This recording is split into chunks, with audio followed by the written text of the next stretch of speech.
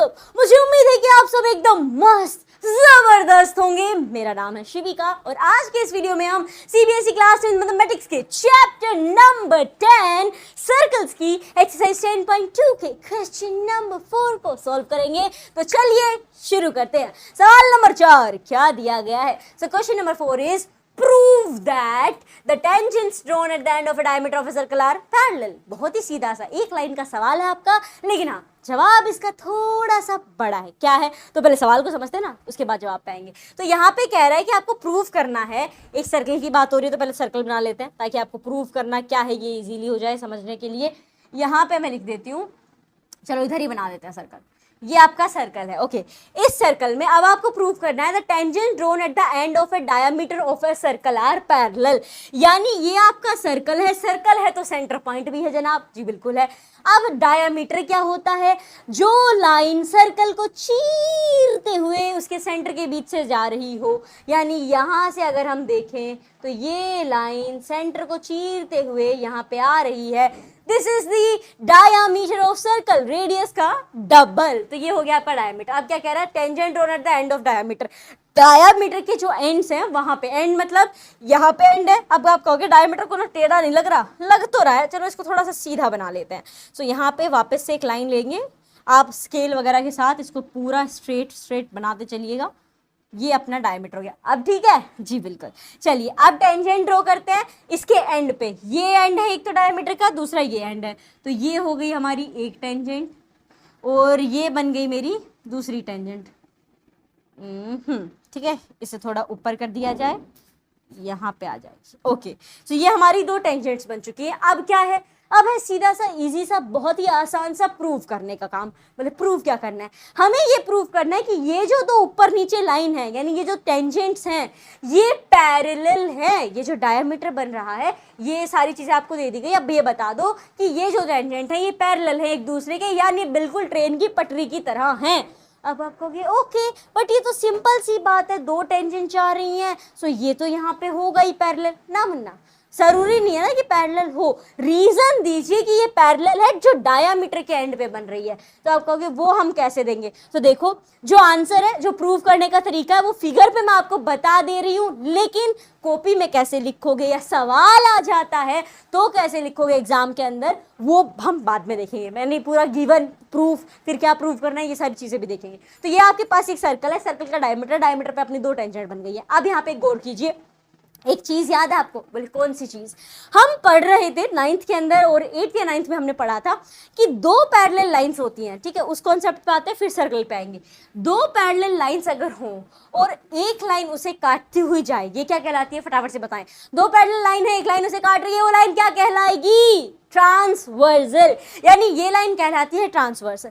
एक चीज हमने पढ़ी है कि यहाँ पे ये जो होता है, अगर ये ट्रांसवर्सल है तो अंदर एंगल्स बनते हैं, ये क्या कहलाते हैं? बोले अल्टरनेट इंटीरियर एंगल्स कहलाते हैं। ये तो हमें अच्छे से पढ़ा है, बहुत ही इजी टॉपिक था ये, बिल्कुल सही बात है।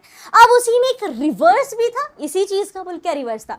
रिवर्स ये था कि अगर दो लाइन हो, एक लाइन उसे काट रही हो। अब यहाँ पे ये नहीं कहा गया कि ये दो लाइन पैरेलल है, खाली दो लाइन है भैया, उसे एक लाइन काट दे रही है और अंदर एंगल्स बना रही है यहाँ पे, और ये अल्टरनेट इंटीरियर एंगल है। मतलब अगर ये एंगल सेम है एक दूसरे के तो हम कह देंगे अल्टरनेट इंटीरियर एंगल है, और इसी के बेसिस पे हम ये कह देंगे कि ये दो लाइन आपस में पैरेलल है।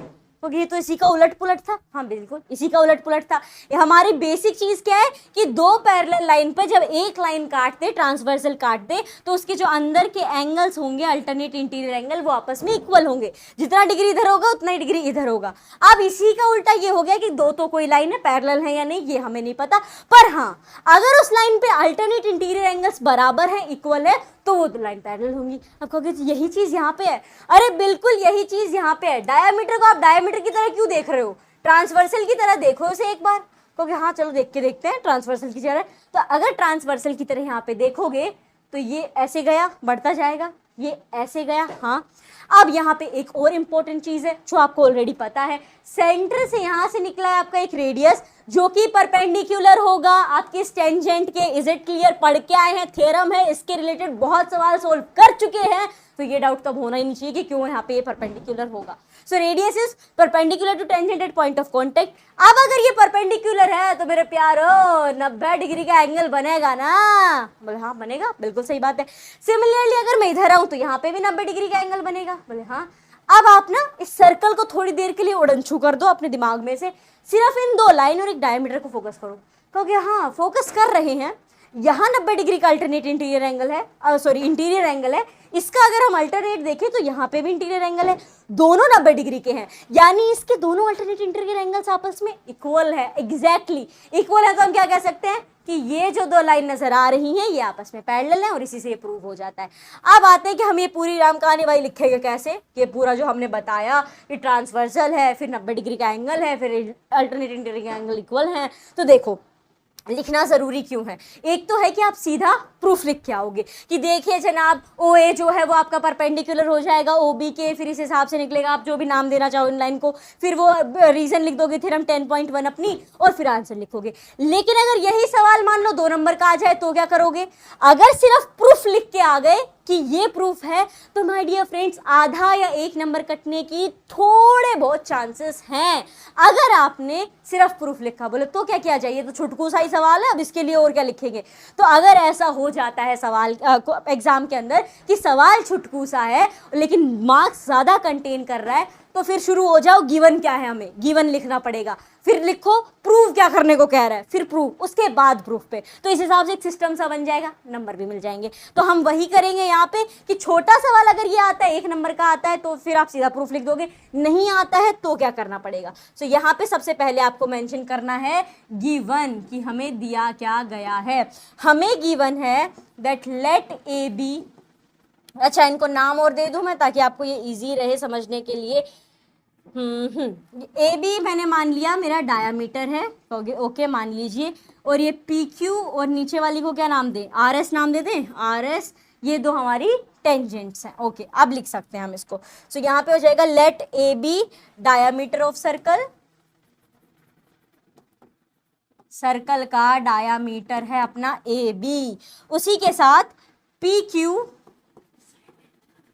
And R S, P Q and R S are tangents. अच्छा इन 2 टेंजेंट्स लिख दें तो ज़्यादा बेटर रहेगा, circle and 2 tangents P Q and R S at point A and B. ठीक है, एट ए एंड बी। ये ए और बी क्या है जनाब, पॉइंट ऑफ कांटेक्ट है, पीओसी है। ये हो गया अपनी गिवन चीज़ें। अब लिखो प्रूव क्या करना है हमें, टू प्रूव क्या चीज़ है जो हमें प्रूव करनी है। तो हमें ये प्रूव करना है पी क्यू आर एस आपके 2 टेंजेंट्स हैं, ये आपस में पैरेलल है, यानी हमें प्रूव करना है P Q is parallel to R S, ये लिख देना है। अब हम लिखेंगे अपना प्रूफ कि प्रूफ में क्या आएगा, क्या सबूत दें हम इसको, ये बताने के लिए कि भैया देखो ये पैरेलल है। सो अब आप लिखिए, एक्सप्लेन ऑलरेडी हो चुका है सारी चीज़ें, सिर्फ लिखने पे ध्यान देंगे अब हम। तो यहाँ पे आ जाएगा कि ओ ए जो है हमारा वो यहाँ से, अच्छा सेंटर को भी नाम दे दो ओ आपका। सो ओ ए जो है वो परपेंडिकुलर हो जाएगा पी क्यू के। सिमिलरली यहाँ पे ओ बी नीचे आएगा, ये ओ बी जो है वो परपेंडिकुलर हो जाएगा आर एस के। ठीक है, ये आर एस के परपेंडिकुलर हो गया। कारण मेंशन कर देंगे, radius perpendicular to tangent. Theorem का नाम लिख के मत आ जाना, थ्योरम जो पूरी है वो जरूर लिखना। Radius perpendicular to tangent at point of contact P O C. अब ये हो गया, बोले हाँ। अब चूंकि ये अगर ऐसे हैं तो हम लिख सकते हैं therefore angle P O O P A, और you can write also O A Q. So यहाँ हम लिखेंगे therefore angle O A P, ये वाला एंगल मैं जो येलो कलर से कर रही हूँ वो देखो, एंगल ओ ए पी कितना होगा, 90 डिग्री का होगा, राइट। तो यहाँ हम लिख सकते हैं angle O A P and angle O, यहाँ से अब देखो ओ बी एस, ये वाला। सीधी सी बात, अल्टरनेट इंटीरियर एंगल याद रखने हो, सीधा बात यहाँ पे ये समझ लो, Z बन रहा है, Z बन गया अल्टरनेट इंटीरियर एंगल है। तो जो मैंने आपको बताया ये 90 डिग्री का, ये 90 डिग्री का रीजन है क्योंकि आपस में परपेंडिकुलर है। तो यहाँ पे हम ये लिख सकते हैं that angle O A P and angle O B S, and angle OBS यहाँ पे क्या हो जाएंगे, are equal and alternate interior angles. ठीक है, क्या है, angle OAP is equals to angle OBS, जो कि दोनों के दोनों 90 डिग्री के बराबर हैं। ये इतना प्रूफ लिखा गया है। आप कहोगे अब क्या लिखे, अब ना आखिरी की लाइन आएगी, वो लाइन है जिसे लिखने पे बेहद सुकून मिलता है। बोले क्या, तो पहले तो लिखो therefore PQ is parallel to RS, क्योंकि यहाँ पे अल्टरनेट इंटीरियर एंगल्स आपस में इक्वल हो गए, ये आपने मेंशन कर दिया। अब है वो सुकून भरी लाइन जिसे लिखने के बाद अलग ही आनंद प्राप्त होता है, दैट इज हेंस प्रूव्ड। जी हाँ, कोई भी प्रूफ का सवाल होता है जब हेंस प्रूव्ड लिखा जाए, यानी वो सवाल समाप्त हो गया और हमारा काम भी पूरा हो गया, वो प्रूफ भी हो गया। और यहाँ पे भी वही हो गया, इजीली आपने ये प्रूफ कर दिया है। इसे मैं थोड़ा उस साइड शिफ्ट कर रही हूँ, स्क्रीनशॉट लेना है तो स्क्रीनशॉट ले सकते हो। ये एंड कहाँ से उठ के आ गया, यहाँ पे था, यहाँ पे था ये, ओके अल्टरनेट पे था, ओके यहाँ से इसको यहाँ पे कर देंगे, ये आपका इधर आ गया। आप चाहो, वैसे तो आप मेरे साथ ही लिख रहे थे तो अच्छी बात है, लिखते चलोगे समझता आएगा। बाद में लिखने वाले हो तो आप स्क्रीनशॉट ले सकते हो, मैं साइड हो चुकी हूँ। और इसी के साथ सवाल नंबर 4 हो गया है समाप्त। मुझे उम्मीद है कि ये सवाल आपको अच्छे से समझ में आ गया होगा। बिल्कुल इजी सा था, लेकिन हाँ एग्जाम में आ सकता है, 1-2 बार ऐसे सवाल आ चुके हैं प्रीवियस ईयर के क्वेश्चन पेपर अगर आप देखोगे तो। सो ये बेहद इंपॉर्टेंट था, पता होना चाहिए पहले की प्रॉपर्टीज अब की प्रॉपर्टीज, दोनों को मेल जोड़ दो, आंसर आपका निकल के आ जाएगा। सो आई होप आपको सॉल्यूशन अच्छे से समझ में आ गया होगा। समझ में आ गया हो तो इस चैनल को सब्सक्राइब कर दीजिए, क्योंकि यहाँ पे आपको ऐसे ही सारी क्वेश्चन के सॉल्यूशंस मिलते रहते हैं। Subscribe this channel, we will meet in the next video. Till then, take care. Bye bye.